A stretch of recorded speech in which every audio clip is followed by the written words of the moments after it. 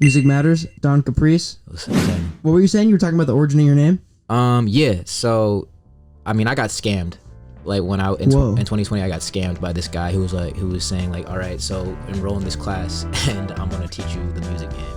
And I don't know, I didn't know shit. Like I didn't know shit about the music game. Almost like one of those like fake gurus that. It was a guy that actually called me. Like I FaceTimed him and shit. Oh wow. I'm not even gonna name his name because actually, God, what the fuck was his name? But he was very like he'd done this before. He had hella pictures with Dr. Dre and shit. Okay. And he was like, I'm really interested in you, but I need to like put you on some game. And I was like, my dumbass was like, all right, let's do it.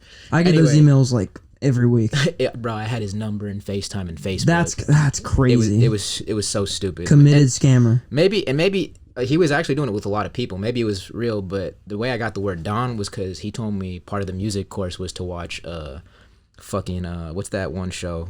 That one movie, The Godfather. Yeah. I had never seen The Godfather. I was 24 years old and I'd never seen The Godfather. Like, what the fuck? So I went and watched it. I was like, oh my God, I fucking love this movie. My dad's favorite movie. Yeah, I fucking love that movie. And after that, I just told the guy to fuck off, keep my fucking $1,000. I told him fuck off. I learned everything I needed to do from that movie. And I like Don Corleone, the way he carried himself. Like he just demanded respect. And he's a gangster. Yeah.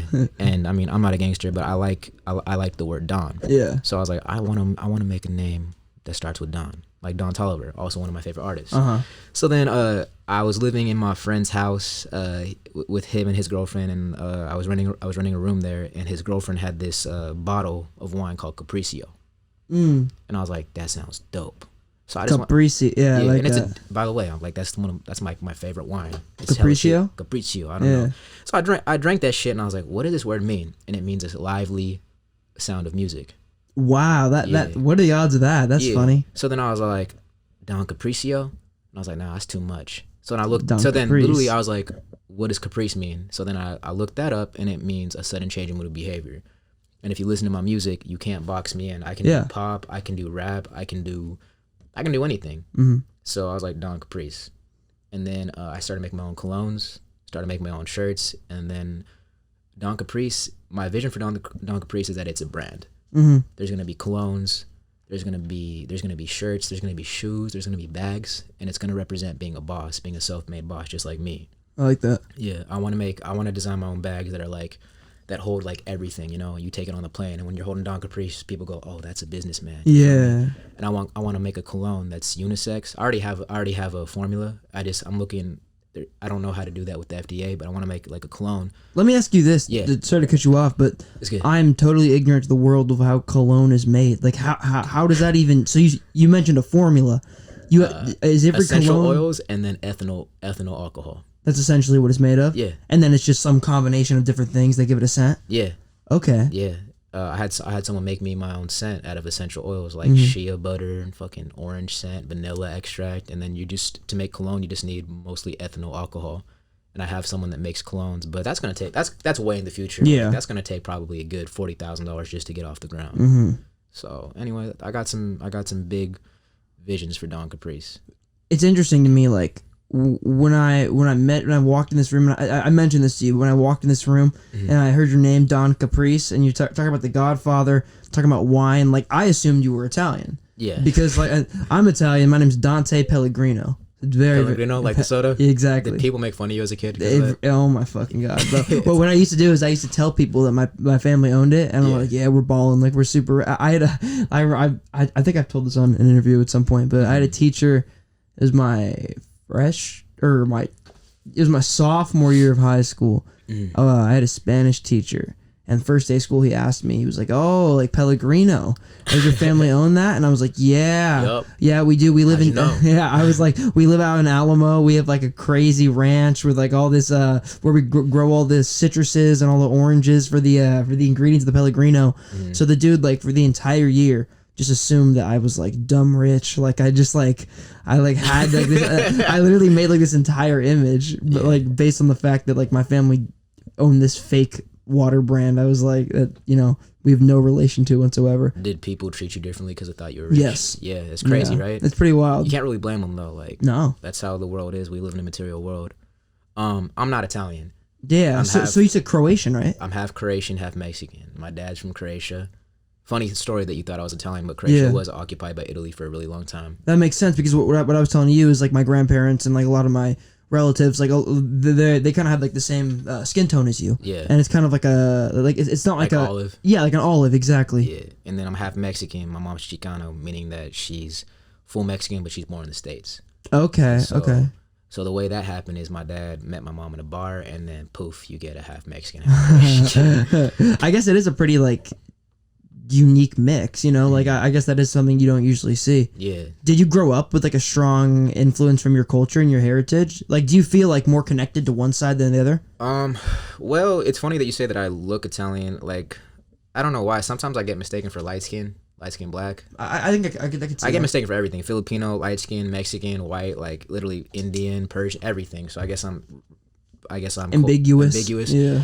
But my dad is a very hard worker, and he grew up in the Soviet Union. He wasn't a Soviet soldier, but he grew up under the Soviet Union as a kid. So he saw a lot of war, a lot of bombings.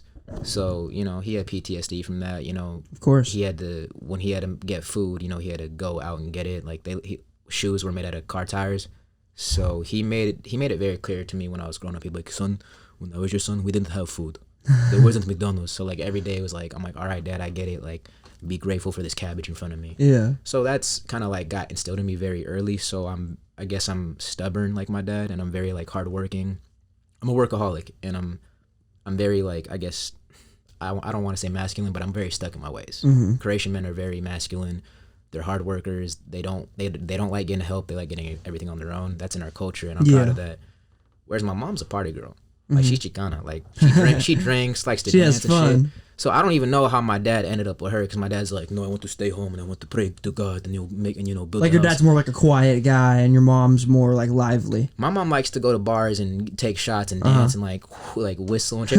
I can't even do the whistle, that Mexican whistle. And so I have both of them in me. You know, I run the studio, High Frequency Studio. Shout out to my studio. You know, let me know if you need studio time. High Frequency Studio. Where can they follow on Instagram or like look at it or book studio time? Yes, sir. And I got that. My work ethic for building the studio came from my dad. But don't get me wrong, I like to party too. Like I like to dance. I like to go to clubs. Like I love having fun. So sometimes I find myself like, hence the Caprice, sudden change of behavior. Sometimes I find myself fighting that balance. But yeah, I'd say, what do I identify with more? I mean, I guess as far as skin tone goes, most people are gonna think I'm Mexican first off. So I guess I identify as Mexican, but I respect both my cultures. What did your parents do growing up? Did they have a hand in music at all? My grandpa was a mariachi. He recently just passed away. Rest in peace. And he was the one that taught me guitar when I was 5, and he taught me mariachi music, and that's how I kind of like. I guess they say it skips a generation. My mom likes to listen and dance to music. Can she sing or can she play any instruments? Nah. They say it skips a generation? Yeah, they say that's what they say. That's what my mom told me. I don't know. That's interesting, actually. I've never heard about that. But I guess now that you say that, like, I'm thinking about it, and it kind of makes... I'm really hoping that it gets passed on to my kids. Yeah. My dad doesn't have a musical bone in his body, that guy. Like, I love the man, but he cannot dance. He cannot sing. He cannot play any instrument. Like one time he picked up my guitar, and I contemplated, like, I was like, bro, I want to fight you right now. Put down my guitar. Like I'm insulted that you even try to play that in front of me.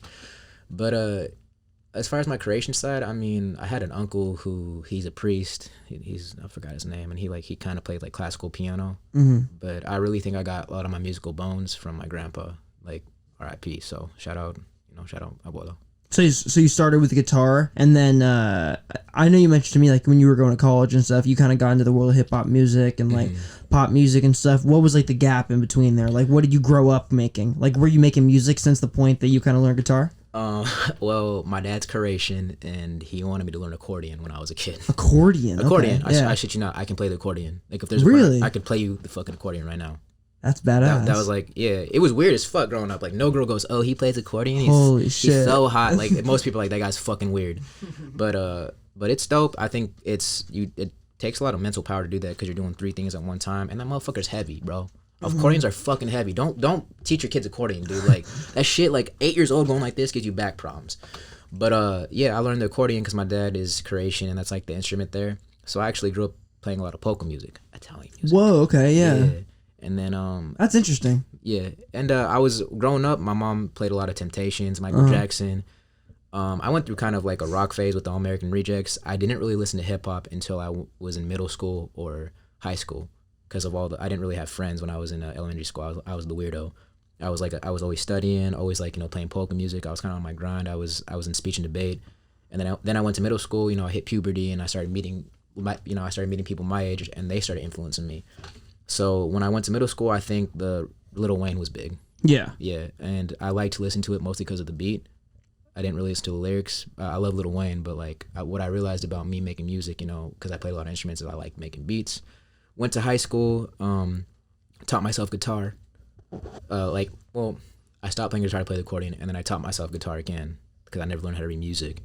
And I went through like kind of a rock phase, I guess, and like a hip hop phase. I was listening to Drake, and then All American Rejects at the same time. And then I had like this weird phase where I was listening to that like old school jerking music. Remember Teach Me How to Jerk. Yeah. Listen to Drake music. Almost like dance music that was like influenced through hip hop. Yeah, and just a whole bunch. But in college, I was the first time I listened to Tyler the Creator. And wow. Yeah. So just for context, how old are you? I'm 27. So what year you were in college? 2012. Okay, so that was like right after Goblin Wolf, right? Yeah. That was like Goblin era. Yeah, and one of my college dorm mates introduced me to hip hop, like real hip hop. I started listening to Wu-Tang Clan. Yeah. Then I started listening to Tyler the Creator, then Kendrick Lamar, and then Absol. I just went through this hip hop phase. I'm like, I fucking love this music. You know what I mean? Mm-hmm. And that's where it started. But in college, I had financial aid. Like, I don't really come from money, so I was living on financial aid, and my dumb ass went to college. I failed the first year easily, all my classes. And that's because I used my financial aid money to buy a laptop, to buy recording gear, and I would record rap music in my dorm. Did you graduate? I did graduate, barely. What were you studying?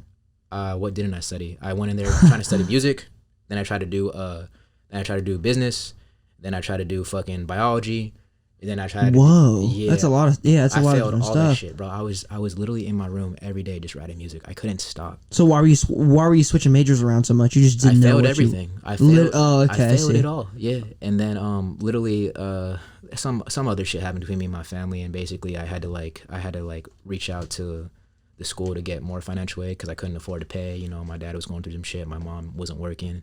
So I had to really hustle to get money. I was working 2 jobs in college and damn near skipping school just to pay rent. Totally my fault though. Stay in school, kids.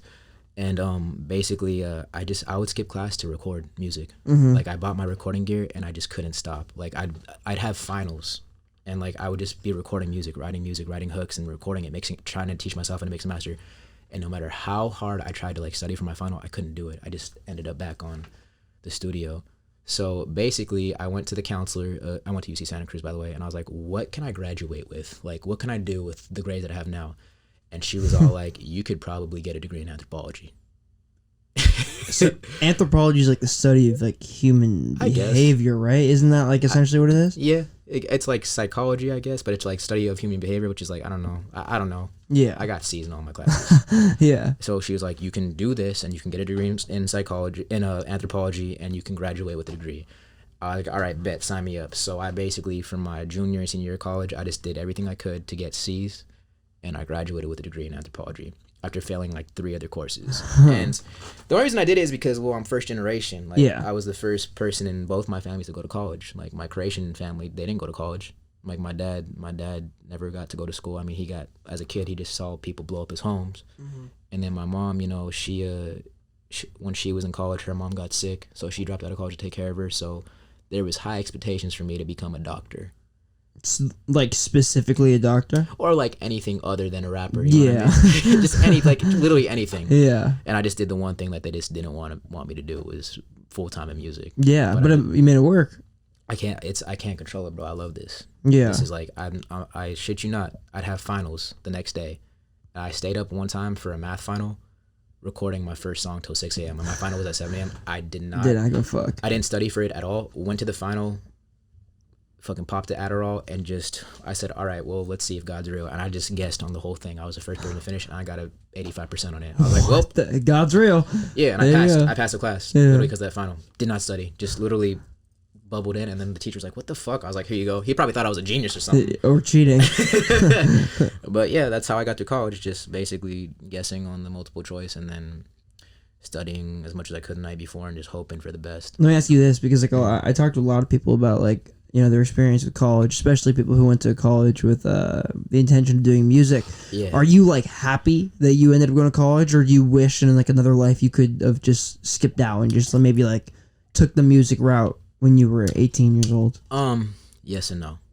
I kind of wish I would have went to SF State and then did what I was still doing in college, like trying to do music. I kind of wish the same thing, actually. Because if I was, you're only 20, right? Yeah. Bro, you're fine. You could literally fuck up your whole life right now and start over, and you'd still be ahead of most people your age. Literally, the fact that you even have this equipment, like you're ahead of most people. So don't trip. I'm behind. I'm 27. Like I should already be on tour.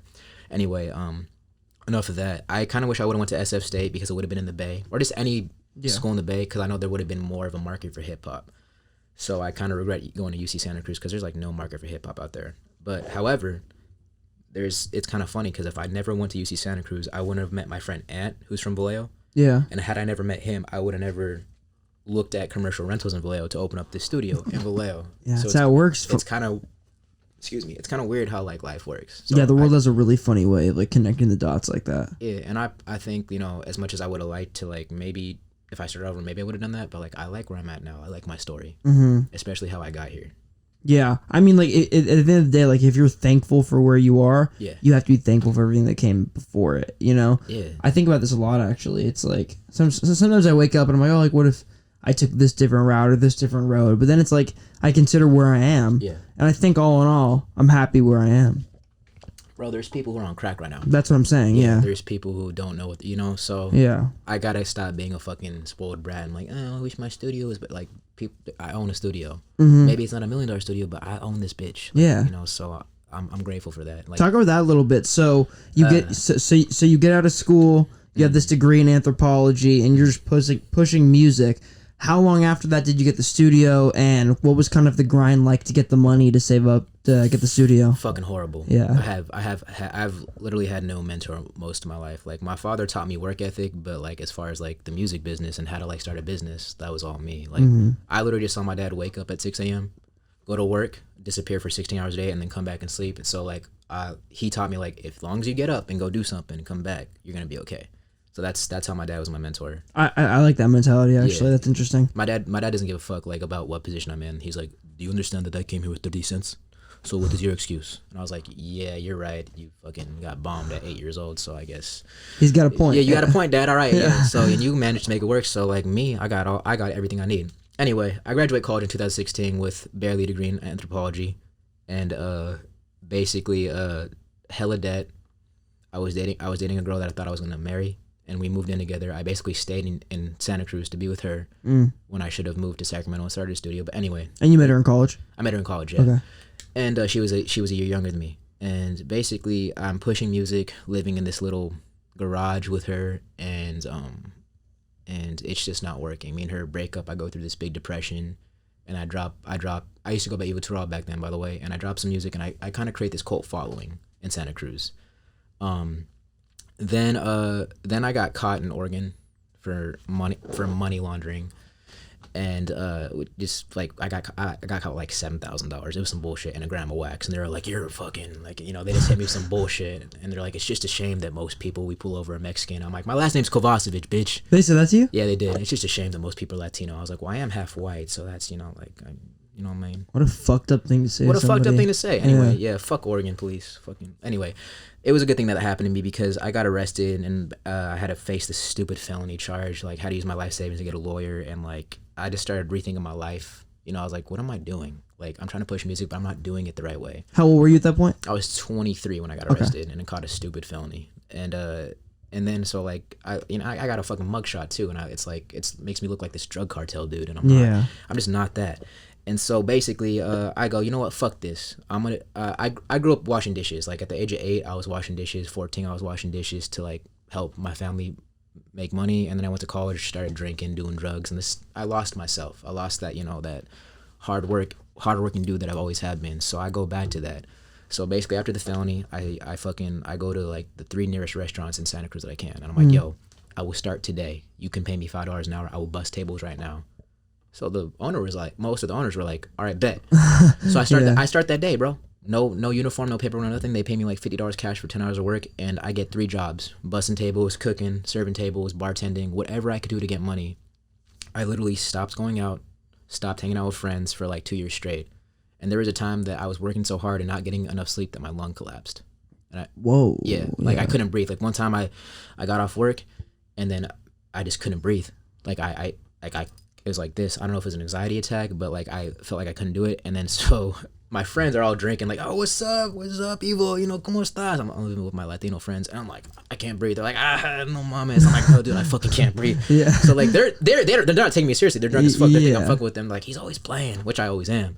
So I go to the bathroom and I just turn on some cold water. I'm just, and then I just fucking smack my face against the fucking the sink, and then I can breathe again. I don't know what the fuck that was. But that's bizarre. It was so bizarre. I don't know. I couldn't tell you. But I stopped drinking for a long time after that. I'll tell you that much. And then anyway, I'm busting tables, losing sleep, not really getting to see my mom. My mom had a spinal infection.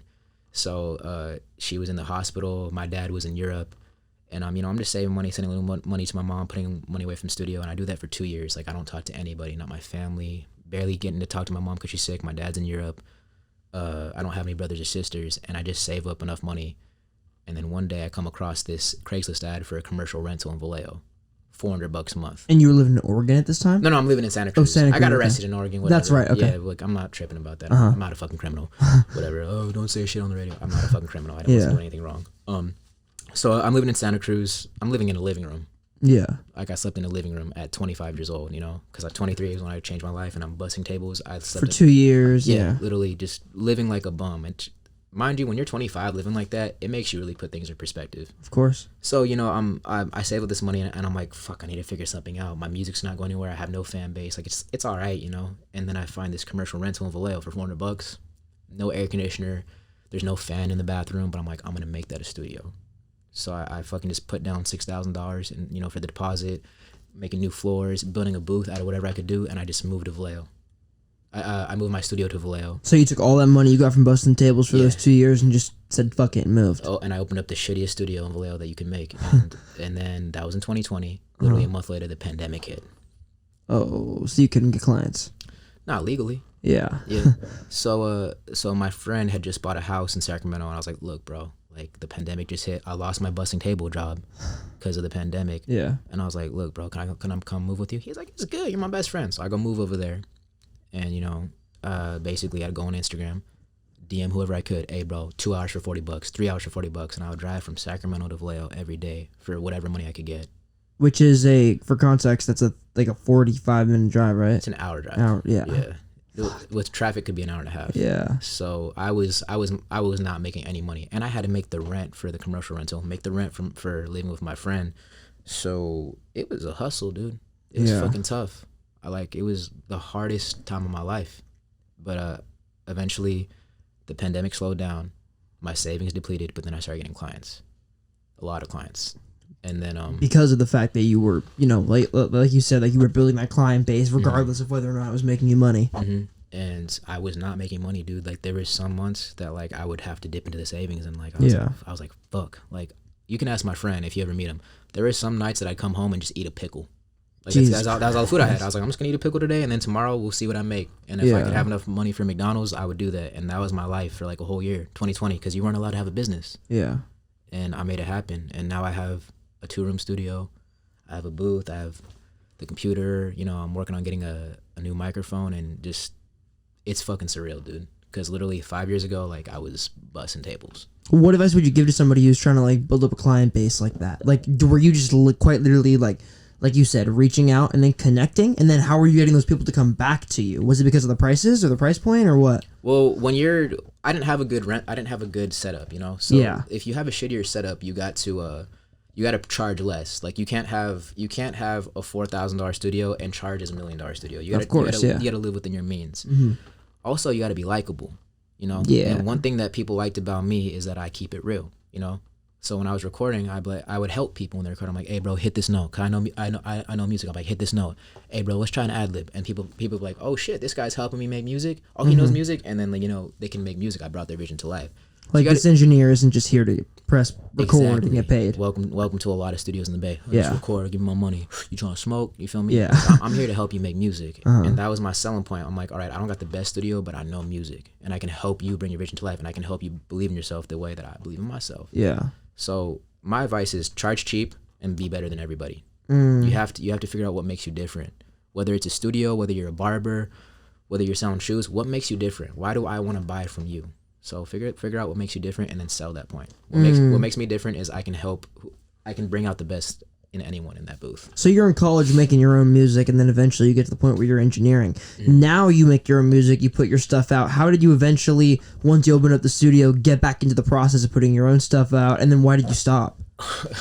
All right, so we were talking about this off camera. I'm gonna repeat it. Repeat. I quit music. I used to go by Evil to Raw, and I had a cult fan base in Santa Cruz, like the hip hop rapper Santa Cruz. Like Evo is a little dying legend there now, but I quit music because of the pandemic, and my life wasn't going anywhere. I got arrested. I was serving tables, bartending, making some pretty good money bartending, but I was like, man, like it isn't the same for me. Like I was like, damn, I'm 25, I'm so old. Stupid mentality to have. You're never told to follow your dreams. I don't give a fuck. You're never told to follow your dreams. Fuck that shit. I don't care. Never too young either. You're never too young either. Fucking just always just keep pushing. Trust me, keep pushing. Like there's gonna be a time when we're gonna look back in this interview, I'm like, holy shit, that was me. I want to be that guy that goes, that guy never gave up. So I want to inspire people that have all the odds against them. Some people have shit handed to them.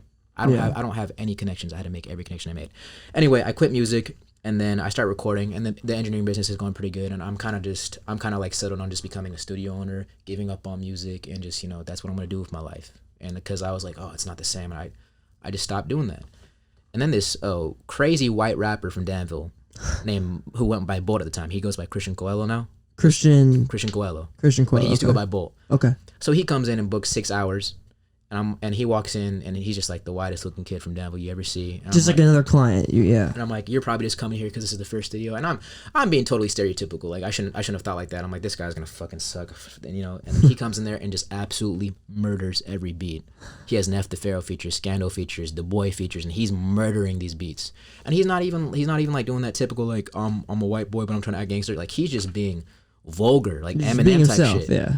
And then I was like, bro, I fuck with you. He's like, I fuck with you too. And me and him instantly become best friends. He's 17, I'm 25, and I'm like, I love this kid. This kid is so real. Like I don't care what anybody says about white boys or any like this. Damn, so he was 17 doing all 17, that. That's wild. 17. I think he he had like a manager that invested into him and like bought all these features for him. This kid's not rich. He's from Danville, but he's not rich. Yeah. You know what I mean? Like not everyone from a rich. That's another thing. Just because you come misconception. Just because you come from a rich neighborhood or a well-off neighborhood, it doesn't mean that your parents are well-off. It could just mean that your parents are hardworking, and we got to stop judging people by where they're from. Also, like speaking on that, I know kids that are wealthy, but you would not fucking ever want to be in the situation they're in. Yeah. Like just because you come from wealth doesn't mean you come from like a good background. Yeah, rich dads can be fucking insane sometimes. Terrible people. Yeah, terrible, like I know kids who are talk about mental abuse. Yeah, I know kids who grew up just filthy rich, but their parents are just absolutely disinvolved in their life, like alcoholics, like terrible to them. So it's like just because you have money doesn't mean you have everything. Yeah, but anyway. Yeah, and on top of that, like, I'm not saying that, obviously growing up in harder neighborhoods also just as equally, but, we got to stop judging people. No one has to be born. Anyway, this kid, back to him, fucking Bolt, shout out Bolt, that guy is fucking raw. Christian, I love you, man. Shout out Bolt. Me and him become friends. I start producing for him. I start working with his budget because he's like, look, bro, like my manager pays for everything. My mom can't afford this. My parents just got divorced and like my dad's not really helping her out. Like I just want this so bad. I'm like, all right, bro, I'll work with you. Just let me know your budget. And I just want to help this kid out because no one did that for me when I was 17. Do you know how this is kind of off topic? Sorry to make it go this way, but do you know how he knew his manager and why his manager invested in him like that? I think they went to high school and his manager was older and like basically like just saw his potential. He's got a good manager. Well, they're not anymore. They're not even friends anymore. But like his manager just had money and he's like he's trying to step into a different. Makes sense. Yeah. Anyway, me and this kid become friends, and he comes in the studio one day, and he's like, yo, Don. I'm like, what, Bolt? What? And he's like, I just got paid $7,000 for a feature. And my jaw dropped. I was like, what? Bro, you are maybe he just turned 18, but I'm like, you're 17, and you just got paid $7 mans. I literally got to work to do that, I got to work 100 hours. Like 2 months. You just got paid $7 mans to drop a verse. And that's when something clicked in my head. I'm like, fuck this. I'm gonna start rapping again, you know. And so and that's when I was like, fuck this. I'm going by Don Caprice, you know, all that shit, and everything just clicked. And I'm like, I'm getting back into music. And once I swear to God, it's like I know God is real. Once I decided to start following that dream, that passion I had ever since I was like 5 years old, everything started going to play. I started getting features. People are playing my music. I'm locking in shows now. You know, I'm building my own record label. Everything's falling into place. I got my own clothing line. You feel me? I started my own cologne. So you do all these things, like what you said, like you make music, you engineer, you produce, you got your clothing line, etc. How do you balance all that stuff? Like, how do you? I'm just caffeine. Yeah, lots of caffeine. Yeah, I love caffeine, and I refuse to get a 9 to 5 because I already bust tables, and if you told me you bust tables serving, it sucks. Yeah, it fucking sucks. It's like terrible. I hate it. And I'm not selling drugs. You know, I don't have dad's money. Like, I'm literally just getting it on my own. So like, and that fuel of being broke. Like, I know what it's like to live in a living room. I know what it's like to be broke. I know what it's like to feel like I've been in that dark place, and that fuel of never wanting to go back there again is what fuels me to every fucking day. I'm not getting a fucking job. I'm gonna pay my bills off music. I don't care if I'm not famous. I just want to make sure that I'm living off music, whether that's me engineering, whether that's me hosting shows, whether that's me selling my own shirts. As long as I'm living off my dream, I'm happy. And I refuse to go work for someone else. Yeah, because I'm just going to make someone else rich. So that's my motivation. Like, I really love what I do. I want to be self-sufficient. I want to do it all. Shoes, merch, shows, record label, everything. One of my favorite quotes is, you either build your dreams or get hired by somebody to help build theirs. Exactly. And it's like, I think about that all the time. And honestly, there's nothing wrong with working for somebody. No. The type of guy, me though. Yeah, for me, if I work for somebody, I'm an asshole, bro. Like, I'm like, bro, I can do this better than you. And it's just, I can't work for someone else. Not for me. Because of how I am. I'm a boss. It doesn't mean working for someone's bad. I just know that when I work for someone else, that my nature comes out. I want to be my own boss. I'd rather be in this, you know, shitty commercial rental than working for another studio that has like the $10,000 mic and all that. I'd rather just build my own dream. You know? That's kind of the way I think about that, right? It's like you know, like, it's not that I couldn't work for somebody or I have problems with like authority. That's definitely not the case. But I think what it is like, I think about this, and I stole this mentality from Casey Neistat. This is where I copied this idea. Right. He in his studio, the majority of the equipment he uses, like, he builds things for it. So like. Oh, excuse me, too much coffee. but like, cheers. You know, if he has a tripod or whatever, a lot of the times he'll build it instead of like buying a tripod. And his mentality for that is, when you buy something, you're never going to get exactly what you want. So if you build something, you can specify it to exactly what it is. So that's the way I think about working for somebody. If I work for a company or a business, I'm never going to 100% agree with everything that company does. I'm never going to 100% believe in everything that company does. Right. If I build my own company and that's the one that I work for, I can cater that to be something that I fully believe in and I fully comprehend and I fully trust. You know what I mean? So it's like, I'd rather, if I'm going to put all this effort into something, I want it to be towards something that, like, I really, really think has the potential to do something good and make sense. And that's, I think I can realize what I want better than anybody else can. And at the end of the day, if you do that, there's no one else to blame but you. Yeah. And that's one thing, that's the blessing that God gave me. I asked for a studio when I was 17. I always told, in high school, you can tell people, I'm going to open up a studio. People used to laugh at me. In high school, I wasn't the cool kid. Like, people would laugh at me, like, you're not gonna be a rapper. My real name's Yvonne, by the way. Yvonne, you're not gonna be a rapper. Like, you're gonna be like a, you know, like, you're gonna be working for some company. You're gonna be working. I used to work for KFC. You're gonna be working for KFC the rest of your life. I'm like, I'm gonna open up a studio and I'm gonna start a record label. I'm gonna be a rapper. Everyone laughed at me. The rappers in my school laughed at me, and now I'm not laughing, but now I'm kind of silently laughing because I'm not spiteful like that. But the blessing that God gave me is I asked for a studio. Yeah. And now I have all these bills to pay, all this business credit, all, you know, I have to make everything. So the only one to blame is me. If I sleep in today, I can't blame. That's on you. I can't blame my boss. You feel me? So, yeah, man, it's a blessing. I don't even know where I was going with that. I go off on tangents a lot. Don Caprice, some changing mood behavior. But anyway, yeah, you gotta get it. Tangents are the best on this shit. I swear to God. Like, podcasting is the only art form where, like, tangents are a great thing and focus isn't the best thing. I really hope I'm not talking too fast on this, because sometimes people say that I talk too fast. And like, what the fuck is it? Yeah. Me too. It's that fucking caffeine. Yeah, I think you're right. It's better too much than Coke, of it. Though, right? Better it's a lot better than Coke for you. That shit. This won't kill you. Yeah. So doing all those things, I guess I would ask you, what is your, like, day-to-day like as, like, a studio owner, right? So do you wake up and as the same way that somebody with a job would, you just come here and run your sessions or whatever. But I know you mentioned before when we were talking, you don't have sessions every day. Sometimes, like you said, it's selling tickets or doing promotion, or sometimes you're shooting those live sessions that you shoot. Is your day to day just like come sporadic. In and figure it out? Is it very sporadic? Yeah. So I try to lock in sessions ahead of time. So I have sessions throughout this month, right? But there's still some days, like today, I don't have any sessions. Someone hit me up today for a 6-hour session, but I said, well, I got to do this podcast today. So I'm prioritizing this because Don Caprice is my priority, right? Yeah. So I said, we can do it another day. So sometimes there's days where I don't have sessions. I get a lot of last minute sessions, but so it's sporadic. So what I do is every day I wake up, and the first thing I do, I just take my shower, make my black coffee, pray to God, like just give me the strength to keep going. Mm-hmm. And I write down 3 things that I want to get done that day. So that could be a whole bunch of things. Like today I had to mail out 2 shirts. I sold 2 shirts today. So I had to mail out 2 shirts, and then I sold 20 tickets to a little show that I'm promoting. I did that, and then today was a podcast. So I was productive today. Sometimes it will be finish a song for my album, which we should probably talk about. I'm dropping an album called Ladybug. For sure, we'll talk about it. Yeah, so a lot of the times my priority is making music for Don, because my ultimate goal is to be self-sufficient off my music, not record people for a living. Yeah, recording people for a living is what pays the bills now, but that's not my dream. So that shifted because like you said, like at one point that was like your intention. Yeah, I was booked every day just recording people. But it was Bolt that kind of changed that mentality in you. It was a lot of people. Okay, I don't want to give it all to Bolt, but he sparked that shit. Makes sense. There was a lot of people that came in here that like Apollo. He inspired me. Bolt inspired me. Apollo Aura. Only for Apollo. Oh, okay, different Apollo. Look him up. I'll give you his Instagram later. Apollo inspired me. One of the people that one of my partners, Fetch B, he inspired me. There's this guy in Vallejo named LaRussell. He inspired me. I met him before he blew up. LaRussell's one of my main inspirations. Yeah, he inspired me. That dude is insane. Good Company is like he's insane. Inspiring. I think it's ahead of its time. Yeah, exactly. And I met him too, and he inspired me because he's completely self-sufficient too.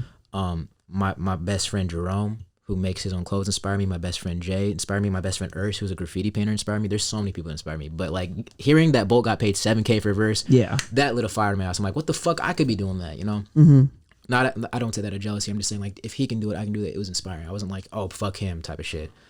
But where was I going with that? What was the question? The question was day to day. Day to day. Oh yeah, just figure something out every day. Yeah. I just try to do something. Like I gotta make money every day. Figure something out. Whether it's selling shirts, whether it's getting studio time, whether it's work on my album.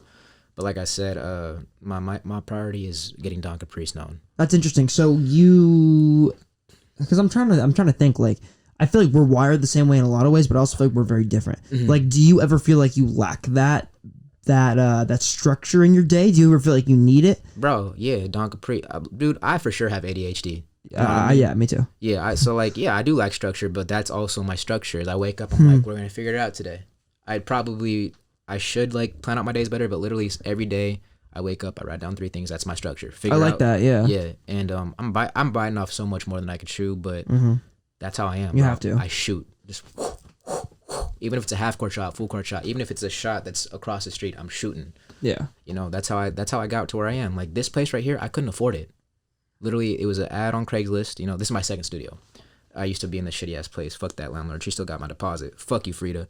I want my $400. Anyway, I swear to God, I'll come for it too with interest. Like you're warned right now. Yeah, you think you got away? No, you didn't. Anyway, I got this place because shout out Slapmaster. Slapmaster? He had the studio for 10 years, then moved to Houston, and he got me this place. Wow. Okay. Yeah. Talk about that. How did you? Was that through Craigslist or how'd you? Well, yes and no. Basically, I was about to get evicted from my old studio down there on 1000 Marin Street. Yeah. And I was like, fuck, like I'm losing my fucking place. Like this is my money. I just got my fucking clientele up. Now I'm getting evicted because the landlord wanted more money, and she was just stressing me out. And then I technically wasn't supposed to be making music there. I told her we're not going to talk about that. I'm not going to incriminate myself.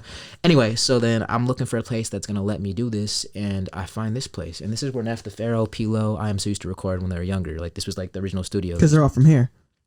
Right, Vallejo?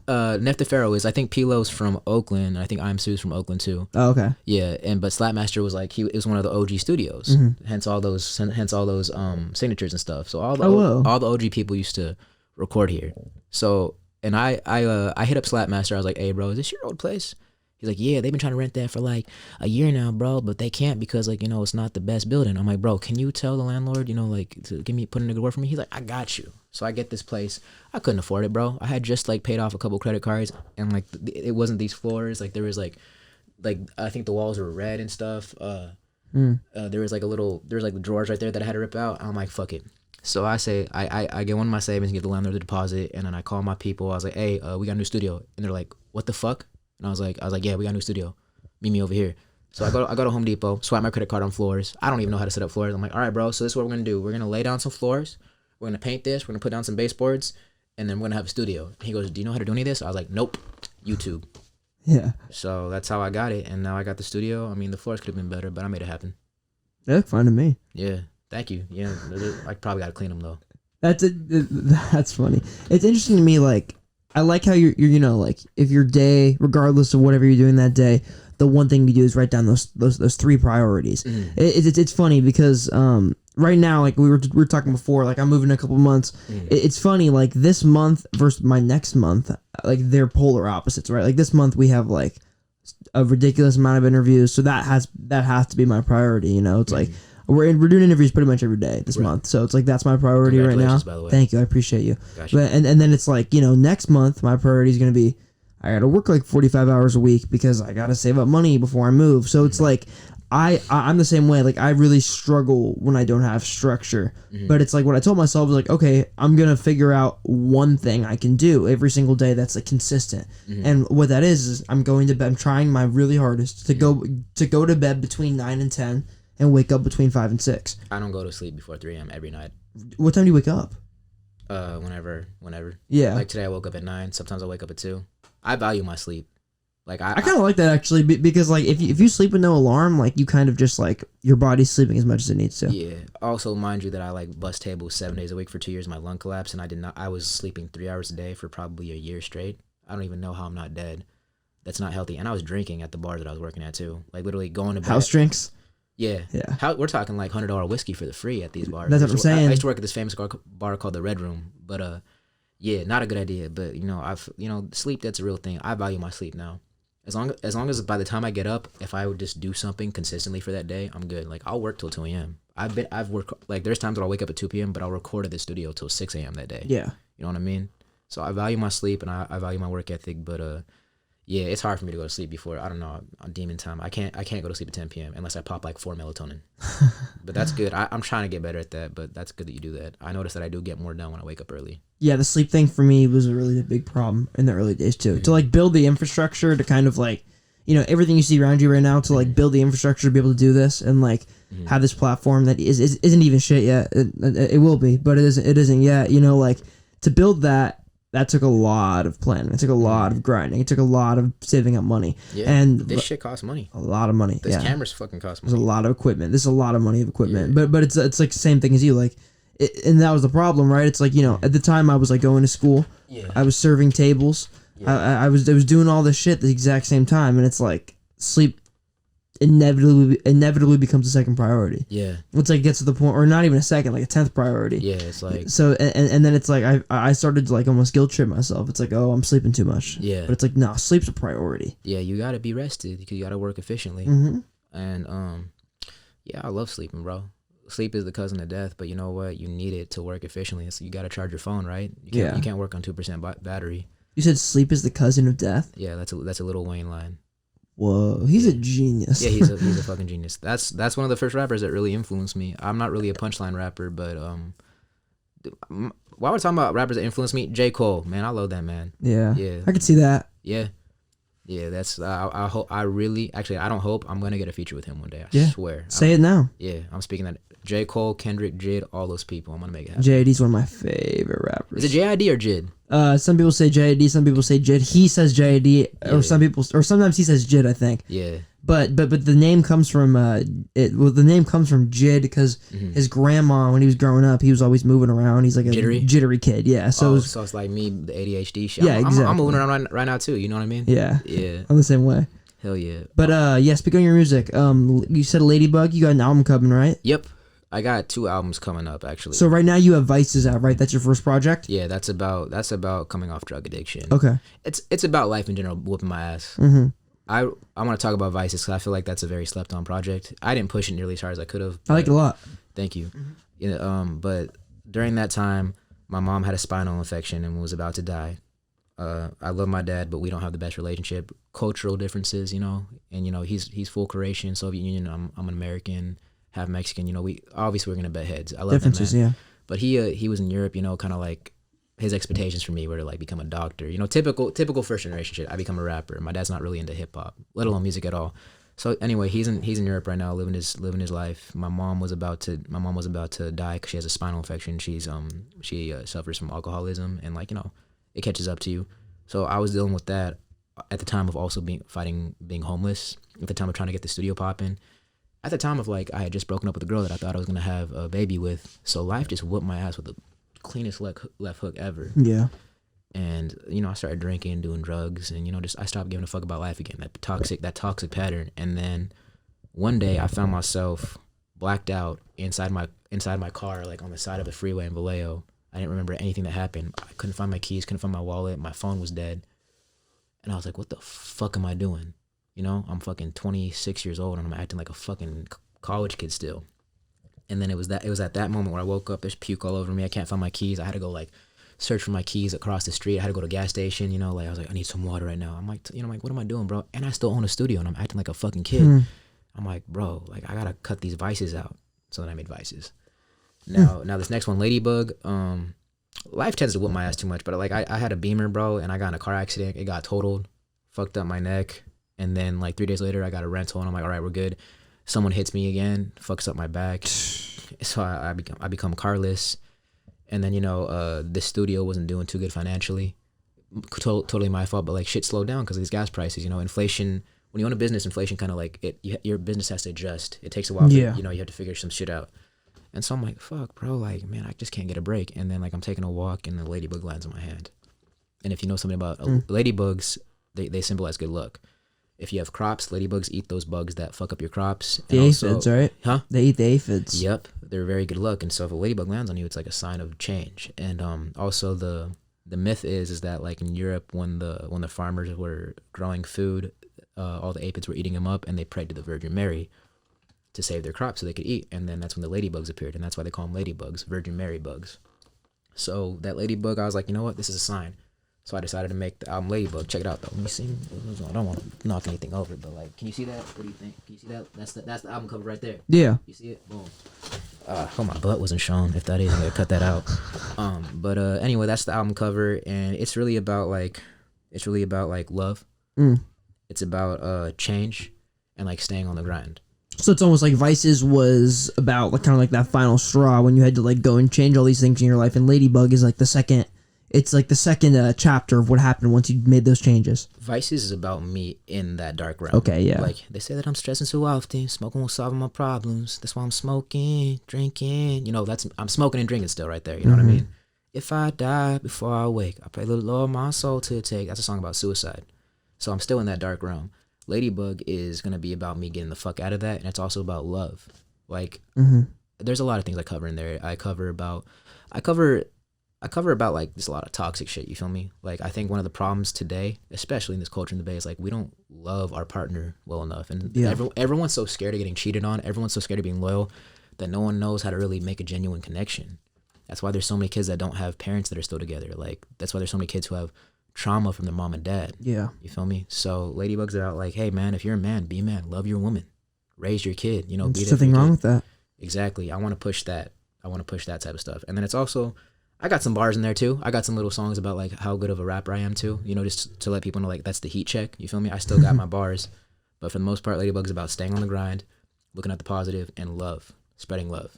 On Vices, one thing you talk about a lot is mental health. Yeah. Do you touch on that on Ladybug as much? Because and is that something that you still struggle with, or was that more in the past? Hell yeah, bro. I battle depression every day. I battle literally life is all mental. I battle negative thoughts every day. There'll be times when I wake up, bro, and I'll just remember some fucked up shit that happened to me as a kid. I was almost stabbed when I was 8 by one of my family members, and sometimes that would just pop in my head out of nowhere, which I call those demons. I'm like, why the fuck did I just think of that out of nowhere? Why did that memory come in? So yeah, I'm battling trauma every day, but on Ladybug, I think it's more about looking at the positive. I got a lot of songs about loving about a girl that I'm really in love with right now. and like how to love her right. I got a song called No Makeup. I like the you with no makeup on. Like it's just about like kind of loving yourself, you feel me? So maybe not too much about mental health, but like just about spreading love, you know, looking at the positive. I'm trying to think about the songs that are on there right now. What's the most real song on there? No internet, no makeup. Yeah, it's about love, not too much about mental health. Speaking of mental health a little bit though, like how do you kind of deal with those problems on a day-to-day basis? Do you think music is the biggest vice for you? Yeah. I just write music, bro. Makes sense. Yeah, Vices, bro. I was sad when I wrote that. That whole album, bro. I was genuinely sad, depressed. That album is like a cry for help. Yeah. You know, and then yeah, that's my. I probably should go get some therapy, but it just sucks because when I'm in these states, these emotional states, I write some of the best music. Some of my best music is about heartbreak. Some of my best music is about like drug addiction. So luckily, I'm not suicidal. Like I'm not gonna go out and jump off a cliff or anything, but like. The way I cope with that is I make music, I make beats, I stay on my focus. You know, I try to follow God. I'm here for music. I'm here to spread a message. So as long as I do that, I'll be good. But after listening to Kendrick Lamar's album, I think I might like go get some therapy eventually. You know, like maybe when you need some therapy. You feel me? There's nothing wrong with therapy. Speaking of which, like, what's up with like if you're a man? See how uncomfortable I got saying that? Yeah. About mental health, bro. Like if you're a man, bro, don't be afraid to talk about your mental health. Like I feel like, damn, I'm hella loud now. I've been like this the whole time, but like I feel like as men, like we're afraid to talk about our feelings. We're afraid to talk about mental health. You know, like we got to be like emotionless and just these providers, and like we don't get sad. And no wonder like a lot of us get fucked up in the head. You feel me? Yeah. We got to be able to talk about our emotions, bro. Like it's okay. It's okay to feel, fellas. It's okay to feel. So. I do think it's becoming more and more of an accepted thing, though, which I think is beautiful. Yeah. You know, we need more and more of that. Bro. Honestly, that was one of my favorite parts about Kendrick's new album. When he talks about the therapy and everything and like his lust addiction and like him talking about like, you know, like his problems growing up being assaulted and stuff and all those fucked up things that happened to him and his family.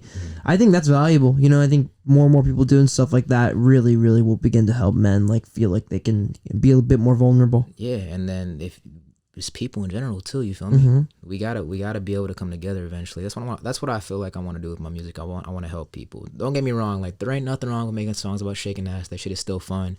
But keep that shit too, you know what I'm saying? Like just remember the bigger picture. We're all here on earth to come together and love each other. So yeah, hopefully my music can spread some of that too. You feel me? Yeah, it's weird. Like the weird contrast is like the idea of what you were talking about. You know, it's like you don't want to be like, obviously nobody wants to feel like shit all the time. Nobody wants to be depressed. But like you said, like good music comes out of those periods. And it's a weird contrast because it's like you want to get yourself out of those periods, but it's like some people become creatively halted by that. Yeah. You know what I mean? It's almost like the idea of like some people can only create while they're using substances. And then they get in this very toxic and dangerous loop of where they, Kurt Cobain. Yeah, Kurt Cobain. It's a great example. Fucking who else? X. You know what I mean? But then again, Juice WRLD too. Then again, they reached a lot of people. Yeah. There's a lot of people, there's so many people that are battling mental health. Maybe like they're getting put through that so they can help those people go through that. You feel me? Yeah. Fucking Kendrick Lamar's album helped me. I was like, damn, he goes through this shit too, because he's talking about his emotions. He's a man and he has a lot of influence, and he's talking about, his lust addiction, his problem with women.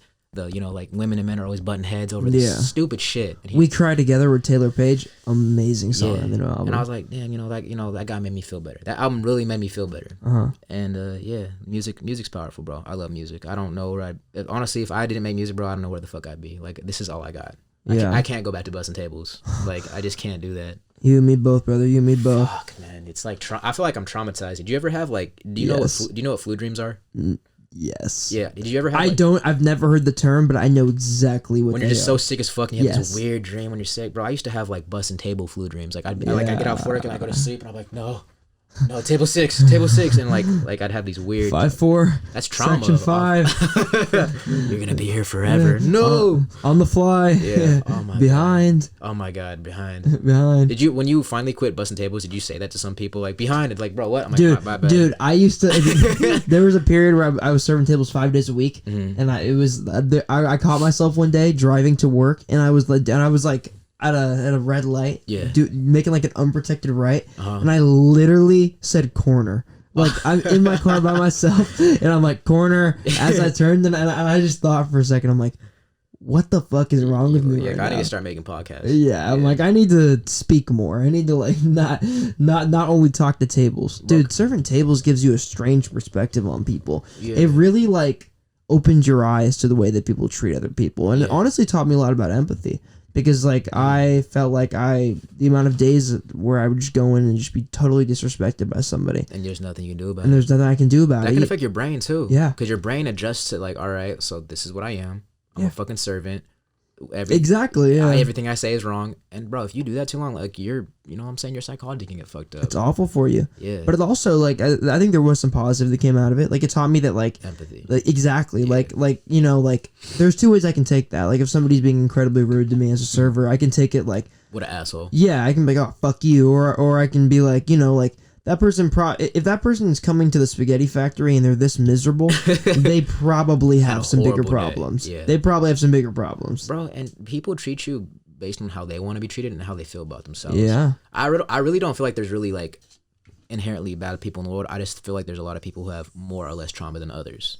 People who are dealt with better cards or worse cards than other, and like because of that is how they treat people. You feel me? I think the same thing. Yeah, you know, like that's obviously if you grew up without a father most of your life and you develop that trauma of not having a father, you might treat people with some type of stigma or or insecurities based off not having a dad, you know, or even like jealousy. People who grew up with fathers and had like a very stable family unit, you might grow up with jealousy. Yeah, those issues can manifest themselves in so many different ways. It's interesting. Friendships. Yeah, that too.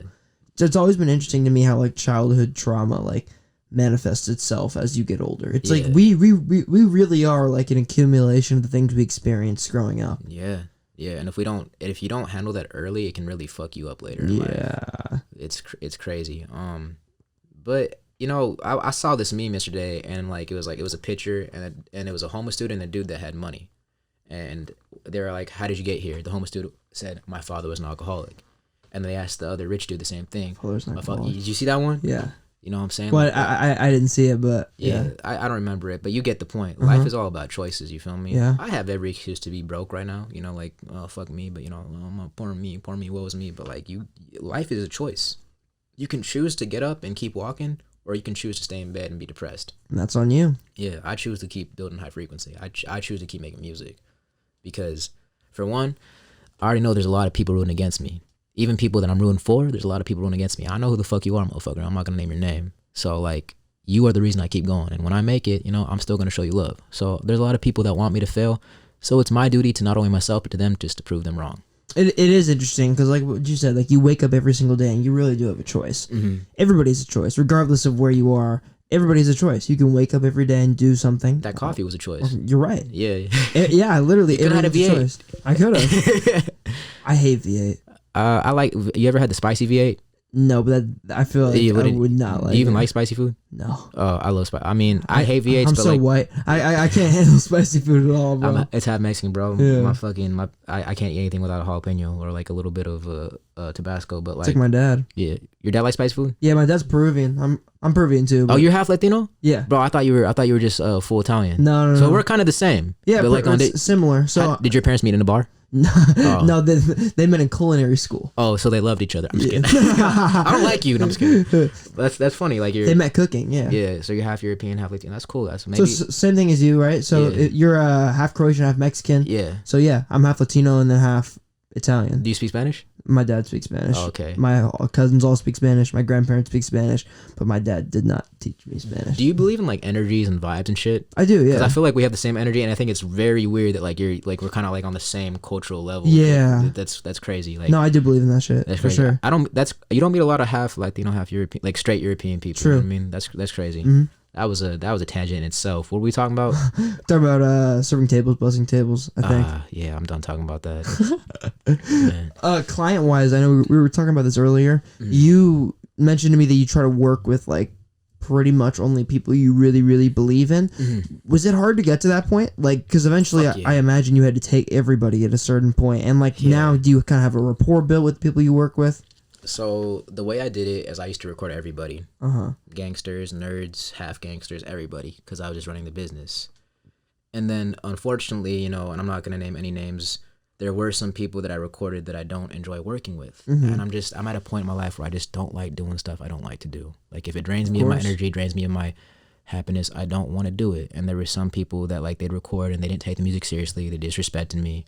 When their music came out shitty, they'd blame me. And I'm like, I don't like working with you. I don't care if you book $1,000 a month. So what I did is I lost about half of my clientele. I only work with people that I believe in and that I want to see win. And I still charge them, but I prioritize them. And the people that I don't want to work with, I'll pass them on to a different studio, Yeah. Until they're ready to work, with me and work with me, I'm like, I don't care. You know what I mean? If you're ready to work with me, let's work. But don't come over here and disrespect me. And if the vibe's right, I'll take them back. And then all that energy that I was putting into the people I don't really want to work with, I put into Don Caprice. Yeah. I hate talking. That's such an ego. I put into my music. I hate talking in that third person. It's because. But that makes sense because you're talking about it as a brand. Exactly. Not, you know what yourself, I mean? But like, it is me. I'm Don. Hello. The different personalities and shit. But like, I put in my music. I can relate to that certainly because I mean, in the same way that you're giving people an opportunity to record, I give people a platform. Yeah. Some people respect it. Some don't. I've recently made the conscious decision that I'm only going to work with people who respect it. Yeah. Yeah. You know what I mean? It is very powerful to like acknowledge and realize that like your presence means something. Yeah. When you're there in a room, like there is something you're providing for somebody. You can't really give that to anybody because at a certain point you're gonna start being taken advantage of. Yeah. Yeah. And that's probably, I think I learned that mentality from serving tables. I think so too. Yeah. That shit really fucked with my psychology because I would let people walk over me in the studio, and then I think now that I'm getting back into my regular mind state, I'm like, yo, I run a studio. I'm trying to do this record label. I want to make music. I want to be happy. Your happiness is not my priority. My happiness is my priority. You need to protect your energy, man. You have to. Yeah. And I just, as long as you follow your purpose one way or another, you're going to be good. I don't hate this industry, but there's a lot of people in this industry who are very purposely cold. They're very purposely standoffish, and they do so based on insecurity. They do those things, and they're not open to people, or they're not accepting to people, literally because they're insecure and they feel like they have to almost portray a sense of entitlement to get this respect. They almost have to portray this sense of entitlement so people want to get into them. People want to make the effort to be cool with them. And that shit sucks, but that's how this industry is built. It's built on people who are insecure. It's built on people who very often don't like hearing the word no. Yeah. Yeah. You know what's crazy though about that?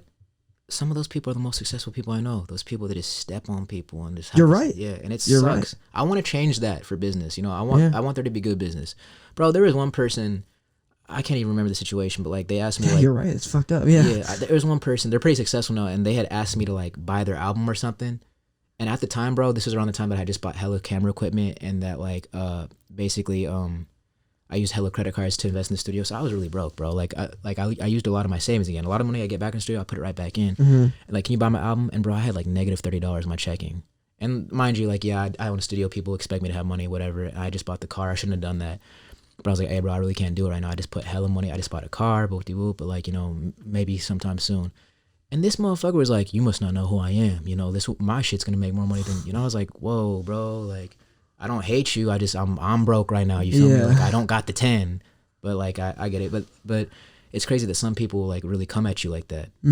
And that this was someone that I really respect too. And I'm like, damn, bro. Like maybe do I have to be like that? Do I got to step on people? Do I got to act like that? And sometimes I guess I do that, but for the most part, I try to move with love, bro. Like I try to put all my people on. Like I never try to backstab nobody. Like if we make a business deal for $100 and I say 50-50.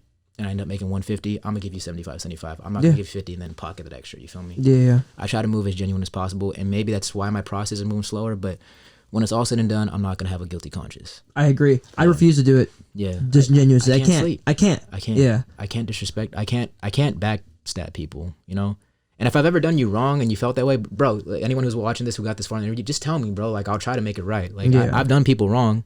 Everybody has. But I genuinely try to make it right. Every day I'm trying to be a better person. Like it's so strange. Like it's this industry where it's like if you make yourself very exclusive, like there is like a implied level of power that comes with that, but it's also like you're losing the opportunity to like portray yourself as genuine. You can do one of the two things, you know what I mean? But there's also people in this industry where like they portray themselves as something online, with social media, whatever. You meet them in person, they're somebody entirely different. I agree, and I guess like at least the one thing I can say about myself is like hey man, you listen to Vices, I'm sad, I can generally tell you like, hey, I was sad when I did that. Yeah. And then like on my set music, I generally was in love with that girl when I wrote that. You feel me? So that's genuine. And the crazy thing is though, is like when you're too nice to people, and then like they get used to disrespecting you. We can cut it off whenever. They get used to disrespecting you. Once you flip it on them, they start looking at you like you're disrespecting them. Even though, and it's crazy. Like, bro, I've been so nice to you, and you just walked over me. And now that I'm setting a boundary, you think I'm the asshole. And ultimately, you end up suffering the most when, like, I guess when you're too kind. And that's kind of the world we live in, like dog eat dog world. Step on him. You know what I mean? Like, imagine if you came in this mentality and I was just like, what else can I get at this dude? Hey, bro, you want to shoot a music video? Hey, let's do this. It's happened before. Yeah, and let me just drain you. Let me just drain you. Happens constantly. Let me just drain you. Like, okay, thank you. See you later. Yeah. Which is the definition of a sociopath, by the way. You're right. Someone that uses you until they get everything they need of you, and then they just disappear. It's a different thing if they're giving you something back. You know, like I've had people too who have been like, oh, can you do this for me? And then I don't ask for anything back, but they end up giving me things back regardless. They provide me with a connection, or they help me out with something. Right. And that's called a friendship. Like that's called like a being a good person. Yeah, that's called being a good person. Like I don't think you should never ask anybody for anything. You know, like I said, like if you came in here and you were like, oh, like, can you shoot this music video? I mean, like if I did it, I would expect something back. I wouldn't ask for it. Yeah. But I would expect it. And it's like based on whether or not I get that, I then can tell if you're like a genuine person. Yeah, exactly. How much of your music do you produce? Like all of it? You mean the beats, or do I record and mix and master? The beats. Oh, the beats. It used to be all of it. It's going to go back to all of it, but now it's about 25%. So I have a team of producers. I have shout out Kwame Beats. I went to college. Shout out Kwame Beats. Kwame Beats. And Jazz is Dead. He's the song I showed you about no internet. About like walking with a girl without having social media. I just want to go on a date with a girl without having a phone. You know what I mean? I get without fucking Snapchat. It's so social media is so fucking toxic, bro. I hate it, but we need it if you're gonna be a content creator. But my homie Kwame makes a lot of my beats, and I have a lot of other people that send me beats, and if I fuck with it, I do. I use a lot of YouTube beats. You know what I mean? And then I try to make beats too. So I do a little bit of everything. But mixing, mastering, I do it all myself. I record here, record it, bring it back in. Everything's me. And so that's an art in itself too. So you're in this room in some way or another every single day. Yeah. Either one way or another, I'm doing something for High Frequency or my music, Don Caprice. You know what I'm saying? So one way or another, I'm doing something for my dream. Do you stay far from here? No, I live like 5 minutes away. Oh, nice. That's perfect. I'm actually gonna move to Hayward though. What was that?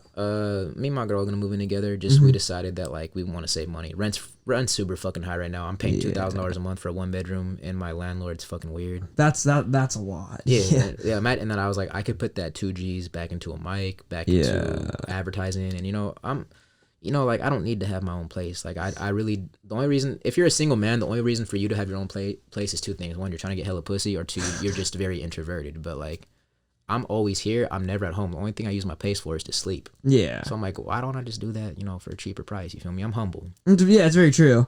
And I want to buy a house, bro. I'm about to get my real estate license too. Oh, really? Yeah. I do it all. Damn, how you giving time for that? I don't know. I'll figure it out. Yeah. I do not fucking care, bro. I'm gonna do it all. I'm gonna own land. I'm gonna own studios, everything. I want to own hella Wingstops too. Wingstop. So you can franchise those, right? Yeah. I just like wings. Why Wingstop? Oh, you just like wings? I just like wings. I love Wingstop. Yeah, bro. I love Wingstop. Lemon pepper. And have you? No, you don't. But I fuck with Atomic. I don't. Yeah, I bet it's weird. It's kind of crazy. Yeah, I want to do it all, bro. I like the bitch wings, like the garlic parmesan, the Italian seasoning, and the mild. Hey, those are fire too. Yeah, but the fries, oh my god, their fries go crazy. Yeah, I just love Wingstop. Rick Ross is the one who put me on that game. He's like, I love wings, lemon pepper wings. So he just owns 10 Wingstops. Lemon pepper stepper. Yeah, exactly. I want to do it all, man. I got big dreams. I'm only 27. I got at least 10 more years of like youth in me. Maybe even more, depending on like how I take care of myself. But I got a solid, like I can get so much done in the next 2 years, and I want to do it all. Why can't I be a real estate agent and rap? Why not? What's your 5-year plan? My 5-year plan? Okay, so I want to have a kid. Yeah. I want to have a family. Like, you're 27, so you'd be 33 in 5 years. Yeah. Okay, so 33, 5-year plan. I want to have 5 albums released. I'm not trying to release hella shit. I want to have 5 meaningful albums. So I already have the 3rd one planned out. We'll talk about that maybe in the future. I don't want to get too ahead of myself. I want to own 3 properties, right? 333. I'm going to buy this building right here, and I'm going to rent it out to either people that want to own studios or barbers, so this will create passive income, and then I want to open up my dream studio in either Sacramento or Oakland. The perfect studio, you feel me? Like you walk in, there's air conditioning, The walls are symmetrical. You feel me? The walls are a 7-foot person can walk in there. You feel me? It's gonna the nicest mic ever. I'm gonna have a couple rooms. There's gonna be a kitchen, and that's where the record label's gonna be. And like by 33, I'm already established. I've already made my run. I did my tour in New York. I did my tour in Houston. I did my tour in SAC. I've already done all that. Now I'm at a point where I'm helping other people. Yeah. And I already have those people that I want to help in mind. They're my friends. They're people that have been with me when there are people that lived with me when I slept on a floor with a lot of my friends that I made music with. And there's some people that I met here. My little brother Peanut. He's not my real little brother, but he's my little brother. You know, he's been through some shit. Like his dad's not really in his life, and you know he doesn't have the best background. You know, but I met him. And I'm like, I want to help him make music because he really loves his music. You know. Yeah. My friend Fetch B, who works here too. I want to help him establish himself. So I'm 5 years older than a lot of these people. So I'm going to focus on myself first. And then when they're about my age, 23, 24, 25, and I'm older, I'm like, all right, so now that I'm in a place where I'm financially secure and I can help you, I'm going to help you guys create your legacy. Yeah. That's my goal. Like 33, I'm already established. Like I want to be where J. Cole was when he dropped Forest Hills Drive. Okay. Yeah. And I want to be a legend. Like I want people to remember me. I don't want to this isn't something I don't care, but I care. You feel me? Yeah. I don't want to just do this. Is there like a specific message that you think you'd want to spread, like with your music? Don't give up. Don't give up. That's it. It's not just, it doesn't, I don't care where you're from, whether you're from like a hood or whether you're from a rich neighborhood. If you have a dream, don't give up, because I had every reason to give up multiple times. Car accident, getting arrested, catching a felony, mom about to die, depression, you know, just don't give up. That's all I care about. I don't care your skin tone, black, white, Mexican, half Italian. I don't give a fuck. Whoever you are, don't give up, and don't listen to anybody. There's going to be people when you're following a dream, they're like, hey, you shouldn't do that. Don't make these shirts. Don't make colognes. Don't open up a studio. Don't get your real estate license and do a studio. Fuck them. Do what you want to do. Don't fucking give up. And then buy a Don Caprice shirt. That's beautiful, man. Yeah, that's it. Hey, bro, I appreciate you. This is a great conversation. I feel like it went a lot of cool directions. Appreciate you too, man. Yeah, man. Tell them where they could do all of the above, where they can buy real estate from Don Capri, where they can buy a shirt, in about 60 days, music. In about 60 days, really just hit me on the gram. Hit me on the gram. I'm still working on the website at Don Caprice _ We'll put it right there or something. You feel me? DM me. You know, I'll give you my number. I'm very accessible still. Hopefully by the time that this is released, I'll have 1 million followers, but probably not. I'm genuine. Just hit me up. All right, bro. Appreciate you, man. Thank you so much. Yes, sir. It was fun. Yep. Music matters. Oh, yeah. That was tight. Killed it, bro. That was fun. That was Thank you so much, dude. I got you. That was super fun. Oh. Damn, how long was that? Like an hour, 10, something like that. Holy